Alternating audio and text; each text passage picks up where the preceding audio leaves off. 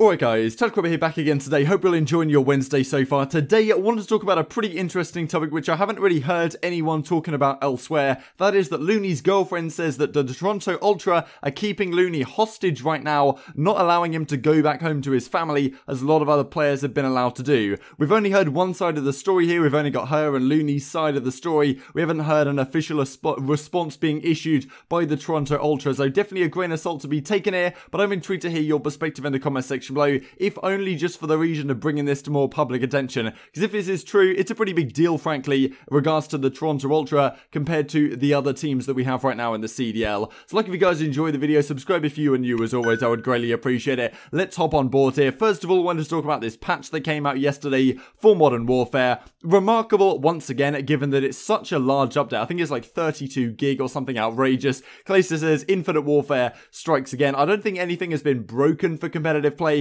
but there's very little which has actually got anything to do. Of course, the pros are still kind of frustrated with how the spawns work a lot of the time in Hardpoint, but especially Domination as well. It's not necessarily ideal on a lot of the maps right now, but Infinity Warfare have not taken Infinity Wars have not taken any steps towards resolving that quite yet, and maybe they never will, and obviously ranked play and that is nowhere to be seen either. We've got the CDL playlist, baby. That's perfectly reasonable. One thing they did actually introduce though, which is kind of cool, is dead zones, I think they call them, on the controller. So as Parasite says here, of course he's been in the news quite a lot over the last couple of days. New controller settings for me to headcase over. Oh great, Dead Zone 0.05 is what he's using. So what this is, when you move your thumbstick from the middle of the, well, from where it sits normally to either side, there is naturally a dead zone somewhere in the controller, which, like, you know, you have to move it a certain amount before it, like, registers as you starting to move. The game now gives you some opportunities to add on to that manually if you would like. So,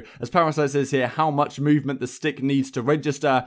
And as he replies to Nato, you know, what's the point of adding this new dead zone setting so you can change how sensitive your stick is? I'm going with the lowest setting I can get before my stick moves on its own. Start at 0.0 and move up until your aim doesn't move at all. Mine's at 0.2. So pretty interesting to hear Parasite say. If you guys haven't tested this out yet, maybe it'll be something to introduce if you can actually manage to download this update file onto your PS4 if you have enough space on there, because honestly it's pretty outrageous. Before we get into the Looney stuff, wanted to mention this as well, because yesterday we talked about the Chicago Huntsmen, what could be going on in terms of trading opportunities. Are they thinking about bringing some other players in? Maybe that's something to consider. If this was a LAN environment, I don't think you would, but given the rest of the season is going to be online, maybe it's a change that would have to be made. And I saw a couple of people talking about Pristini, right? He's on the bench of the Florida Mutineers. No sign of him coming back anytime soon either, given how well Florida are doing right now. So, you know, with all things being said and done on that one, is Pristini a target potentially for the Chicago Huntsmen? Reuniting him and Arcetes could be a thing to consider, but who do you take out the team? Maybe Gunless, who knows? Like, there's questions to be asked here, and I wonder if those are some of the trading opportunities that are being considered behind the scenes here at as Crone at CDL Intel says. Now, having said that, more likely this is to do with Zero, to do with Enable. I think Enable's been talking about trying to get back in the scene, and I'm sure a lot of teams right now could benefit from his addition to the squad. He got very little opportunity to really prove himself at the start of the season on the Seattle Surge, has now been sitting on the bench. So as far as trading opportunities go, maybe Enable and Zero could be names to consider, but as Intel COD says here, keep in mind this isn't the first time teams have discussed trades. They didn't happen, and they didn't happen before, and these ones might not happen either. You know, Dashi for Gunless mentioned that we've talked about a while ago, but yeah, you've got to consider here, contracts are very difficult to get around in the current situation, so definitely very possible that we won't see trades, but we may see some substitutes come back into the starting lineups. As Saint says right here, yeah, I'm thinking I'm back. Who knows, but if they bring Saints back into the starting lineup for the LAG, I really wouldn't be surprised given how poor that team has been lately. Only managing to beat OGLA of all squads, which are even in a worse state. Probably talk about that tomorrow and what exactly their team could potentially do to get out of the rut right now. Well, let's talk about the Looney situation then. So Looney tweets a while ago here, 16th of April or so, besides beating Seattle at Minnesota, the first event of the year, the opening weekend, nothing has gone my way in 2020. L's just keep piling up, just need something to go my way, actually just sad. So At this time, people weren't really sure what it was talking about. I was thinking at the time that, okay, maybe he's just talking about his team because he was benched from the starting lineup. He's now on the, I think they call him the Toronto Black or whatever, the backup roster effectively to the main Toronto Ultra squad, which was a surprising change. I felt like Looney and Methods were probably the foundational forces of this team. Given how good Looney's been over the last few years, did want to go through some of his performances in a couple of minutes' time here. But, this is what he says. Then his girlfriend comes out with this. I believe it's fiance, actually. So I've just noticed the ring over here. So yeah, this is what she said a couple of days ago, 26th of April, so just before this previous weekend or during it. At this rate, I'm not going to see Danny, that's Looney, until August because Toronto is telling him he can't go home because the government is advising against it and they don't know if he would be able to get back in once he was back in the States. Big yikes, as she says right here. So this starts off a very interesting couple of conversations. So effectively, it seems like Looney is based in Toronto right now and they won't allow him back into the States because potentially you don't know when the lockdown's going to be lifted, if they need him, can he come back to Toronto? What's the situation going on there? This is really strange because to me, if there's one game where you can work from home very easily, if there's one job, it'd be playing Call of Duty, right? Why do you need to be there in the offices near your team? You can work remotely, right? As we've seen with Illy and as Empire Clayster, we'll talk about it in a second here. Illy went back to Canada, and as Clay says in reply to this one, that seems ridiculous. Hastro, owner of Envy and the Dallas Empire now, wanted us to be here in Dallas, but understood Kyler, that's Hook. I'm not exactly where Hook's hometown is. Maybe you guys can let me know if you're aware. And Inda, that being Illy, going home to be with their families in this crazy time. Sorry to hear, that seems cruel. So really interesting if this is true, that they're not allowing Looney to leave and go back home effectively. Of course, right now in the world it is pretty interesting, but if you have a legitimate reason for going places, a lot of governments are pretty serious restrictions on travel, understandably so, but if you have legitimate reasons to go back to your family or whatever, you can make it happen. I'm not sure if that's exactly the case in the States and Canada, but I imagine it probably is, as Clayster says right here that, well, Illy went back to Canada not too long ago. Of course, you've got to be taking the social distancing measures and all of this kind of stuff, but if you can do that and you have a legitimate reason for travel, it seems very possible that you can make that work. And as Silly then replies, only team I've heard doing this, to be honest, seem a little extreme. So it seems like all the other teams in the league are like, well, if you want to go home and live with your family, at the end of the day, you're playing COD, and at the end of the day, he's not even on the starting lineup, right? It's not like you need the whole 5-man team to be in the right vicinity so you get the proper practice and you're not in too bad of a ping. You're on the bench right now. You've been benched by the rest of your team, so if there's any reason why you'd be able to go back home, it'd make even more sense given you're a substitute for the squad right now. So she then follows up with, or Gotha says, isn't he a sub? At this point, I'm just saying, screw them and leaving anyway.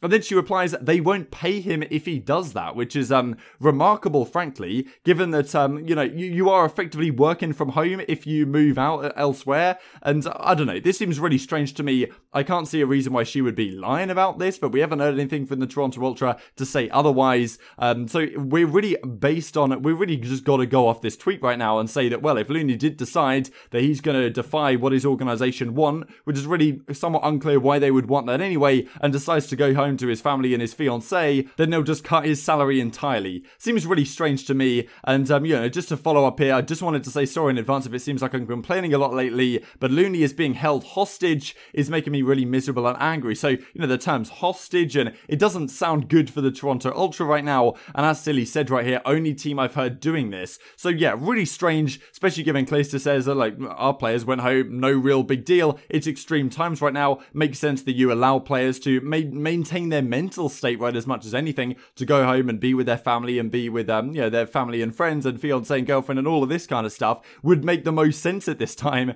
to keep them on board, right? It's hardly likely that Looney, if he feels the same way his fiance does, is going to want to be back in the starting lineup for an organization he feels that might have disrespected him. But we haven't got anything else to go on there. So yeah, we'll leave it there for now. But did want to talk about Looney's tournament results, really, given that we're in this situation. He's been a really great player over a number of years, but he hasn't really got it going in the last couple of seasons. Just wanted to go back this day then, because the last few years, every single year from Black Ops 3, Advanced Warfare, Infinite Warfare, World War 2, he would win championships, like early Infinite Warfare, the Las Vegas Open on the Rise Nation team, Black Ops 3, the Rise Nation squad, that, well, they almost beat Optic Stage 1 playoffs, but they did win South Carolina early in the season as well. Rise did actually come back kind of strong towards the end of the season at the World Champs. Then we go into the World War 2 days, and of course Rise Nation was a really really solid squad with Gunless and Slasher on the team. They won several events before kind of falling short towards the end. And then the Spice team last season, they had great results early on in the year. Third at Fort Worth, or second at Fort Worth,